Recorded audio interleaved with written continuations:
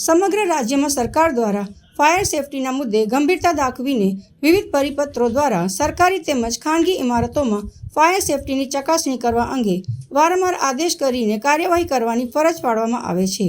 ત્યારે દીવા તળે અંધારું એ ઉક્તિ મુજબ વડોદરા ફાયર વિભાગ દ્વારા માત્ર ખાનગી મિલકતોમાં ફાયર સેફટીના અભાવને લઈને કડક કાર્યવાહી કરીને સંતોષ માનવામાં આવે છે, જ્યારે સરકારી ઇમારતોમાં કડક કાર્યવાહી નહીં કરીને સબ સલામત હૈના પોકળ દાવાઓ કરવામાં આવે છે। શહેરના મધ્યમાં આવેલ નર્મદા ભવન કે જ્યાં અનેક સરકારી કચેરી આવેલી છે અને 9 માળની આ સરકારી ઇમારતમાં હજુ સુધી ફાયર સેફટીની કામગીરી પૂર્ણ થયેલ નથી।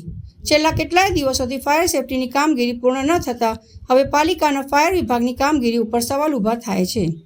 આ ઇમારત ખાતે દરરોજ હજારોની સંખ્યામાં લાભાર્થીઓ વિવિધ કામ લઈને કચેરી ખાતે આવતા હોય છે, ત્યારે જો ભવિષ્યમાં કોઈ મોટી દુર્ઘટના સર્જાશે તો તેના માટે જવાબદાર કોણ રહેશે તેવા સવાલ પણ અહીં ઊભા થાય છે।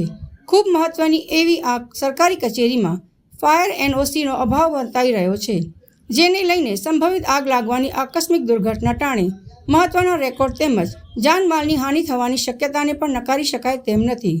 ફાયર સેફટી વિના ચાલતી કચેરીઓમાં આગ લાગવાનું જોખમ સતત તોડાયેલું રહે છે। અલબત્ત પાલિકાના નવનિયુક્ત chief fire officer Manoj Patil સાથે વાત કરતા તેઓએ જણાવ્યું હતું કે અગાઉ નર્મદા ભવનના અધિકારીઓને આ મુદ્દે નોટિસ આપીને જરૂરી કાર્યવાહી કરવાનું જણાવેલ છે, પરંતુ હજુ સુધી આ કાર્યવાહી થઈ નથી। ત્યારે આવનારા દિવસોમાં આ બાબતને લઈને ચોક્કસ કામગીરી હાથ ધરવામાં આવશે। मुझे पता चल रहा है कि नर्मदा भवन जो है वो हाई राइज बिल्डिंग है। नर्मदा भवन में लास्ट टाइम भी हमने एक नोटिस इशू किया था। अभी भी हम उसका चेकिंग करेंगे और अगर कुछ खामियां नज़र आती है तो हम फिर से उनको एक नोटिस इशू करेंगे। जैसे आपने अभी पूछा है कि खानगी जो है प्राइवेट बिल्डिंगों में हम नोटिस दे रहे हैं, चेकिंग कर रहे हैं, और सरकारी में हम नहीं कर रहे हैं, तो ऐसा नहीं है। हम लोग जितनी भी हाई राइज बिल्डिंगें हैं, जितनी भी स्कूल्स कॉलेजेस सभी बिल्डिंगों में हम लोगों ने चेकिंग शुरू कर दिया है और जो भी उचित कार्रवाई होगी वो कार्रवाई की जाएगी। सर, अगर नर्मदा भवन की पर्टिकुलर बात करें तो वैसे भी काफ़ी पुरानी बिल्डिंग है, काफ़ी लोगों के आवागमन वहाँ पे रहता है।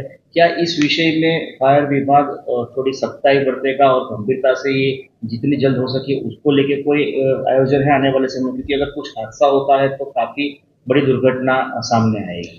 ज़रूर, अगर फायर एंड लाइफ सेफ्टी के को मद्देनजर रखते हुए जो भी आवश्यक कार्रवाई है वो कार्रवाई की